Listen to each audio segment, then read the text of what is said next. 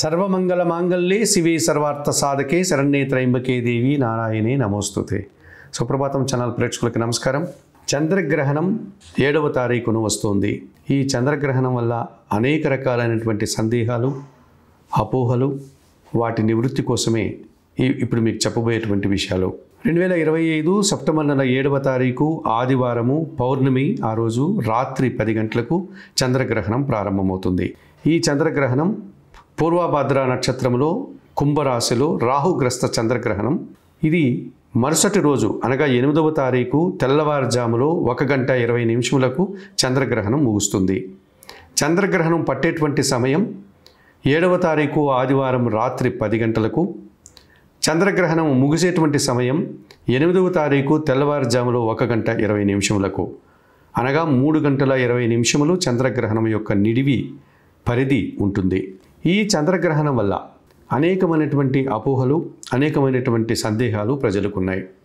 ఎటువంటి అపోహలు కానీ, ఎటువంటి అనుమానాలకు కానీ తావు లేకుండా ఈ చంద్రగ్రహణం ఎవరికీ పెద్దగా ఇబ్బందిని కలిగించదు. ఎవరికీ పెద్దగా దీనివల్ల లాభాలు వచ్చేటువంటి సందర్భాలు కూడా మనకు కనపడదు.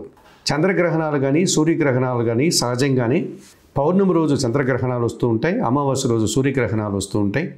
ఇవన్నీ కూడా ఖగోళ శాస్త్రం ప్రకారము ఈ సూర్య భగవానుడు, భూమి, చంద్రుడు ఒక కక్షలోనికి వచ్చినప్పుడు చంద్రగ్రహణాలు, అలాగే సూర్యగ్రహణాలు కూడా ఏర్పడుతూ ఉంటాయి.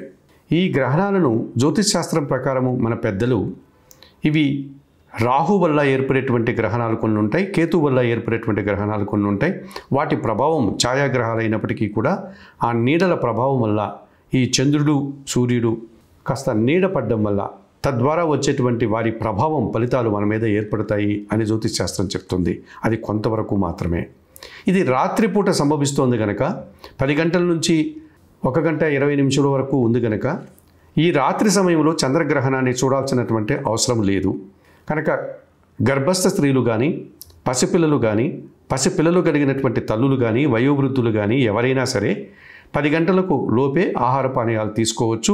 10 గంటల తర్వాత కూడా వారు ఆహార పానీయాలన్నీ, ఔషధాలు కానీ, ఇతరత్ర తీసుకోవాల్సినటువంటివన్నీ కూడా వాళ్ళు తీసుకోవచ్చు. వారందరికీ కూడా ఎటువంటి ఇబ్బంది కానీ లేదు. వారిని మినహాయించే మన పెద్దలు చెప్పడం జరిగింది.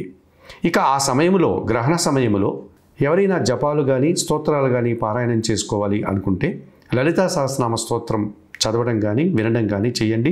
శ్రీదేవి ఖడ్గమాల స్తోత్రం కానీ, శ్రీ సూక్తం కానీ వినడం కానీ, చదవడం కానీ చేయండి. అలాగే దక్షిణామూర్తి శ్లోకాలు చదువుకోండి. ఇక ఉదయము చంద్రగ్రహణం పూర్తి అయిపోతుంది కనుక రాత్రి 1 గంట 20 నిమిషాలకు ముగుస్తుంది కనుక సోమవారం రోజు ఉదయం 6ంటికి అనగా సూర్యోదయ సమయంలో నిద్రలేసి తలస్నానం ఆచరించి ఇంటిని శుద్ధి చేసుకుని మీరు ఏవైనా దానాలు చేయాలి అనుకుంటే 1 కేజీ మినుములు కానీ, 1 కేజీ బియ్యం కానీ, 1 కేజీ శనగలు కానీ పేదవారికి కానీ, పేద బ్రాహ్మణులకు కానీ దానం చేయండి. ఈ చంద్రగ్రహణం వల్ల ప్రధానంగా మేషరాశి వారికి, వృషభ రాశి వారికి, కన్యా రాశి వారికి, ధనుస్సు రాశి వారికి అనుకూలత కనిపిస్తుంది.